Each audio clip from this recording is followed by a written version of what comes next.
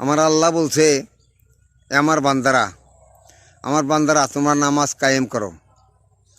আমার বান্দারা তোমরা নামাজ কায়েম করো। এখন আমরা যে নামাজ পড়ি, দুনিয়াতে মানুষ যে নামাজ পড়ে, এতে কি নামাজ কায়েম হয়? না, এটাকে নামাজ কায়েম হয় না, এটা নামাজ পড়া হয়। আল্লাহ বলছে নামাজ কায়েম করার জন্য। নামাজ কায়েম কখন হবে? যখন সমস্ত দুনিয়ার সমস্ত মুসলমান যেদিন একসাথে নামাজ পড়ব, সেদিন হলো নামাজ কায়েম হবে। আল্লাহ বলছেন নামাজ কায়েম করো, হে আমার বান্দারা তোমরা নামাজ কায়েম করো। আল্লাহ কুরআনুল কারিমের ভিতরে 82 জায়গায় আল্লাহ এই কথাটা বলছে। কিন্তু আল্লাহর আদেশ, আল্লাহর কথা কেউ মানে না, আল্লাহর বিধান কেউ মানে না। এর জন্য আল্লাহর কাছে কঠিন জবাবদিহি করতে হবে।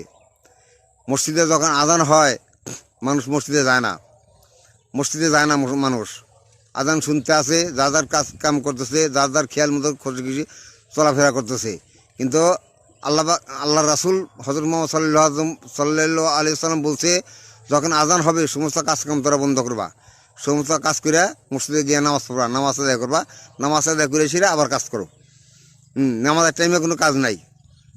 আল্লাহ পাক এবং আল্লাহ রাসূল নামাজের জন্য অনেক তাগিদ দিয়ে গেছে।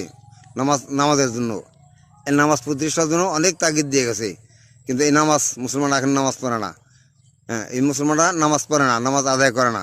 কাজেই নামাজ পড়ার জন্য নামাজ কায়েম করতে হবে। একটা মানুষের জন্য নামাজ কায়েম করতে হবে।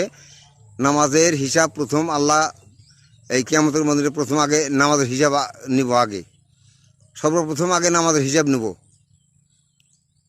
কাজেই নামাজ প্রতিষ্ঠা করতে হবে, নামাজ পড়তে হবে, 5 ওয়াক্ত নামাজ জামাতের সাথে আদায় করতে হবে। এটা যদি মুসলমান হয়ে থাকেন। হিন্দু খ্রিস্টান বৌদ্ধ এরা তো নামাজ পড়বেন না। যদি মুসলমান হয়ে থাকেন, তার 5 ওয়াক্ত নামাজ জামাতে আদায় করবেন।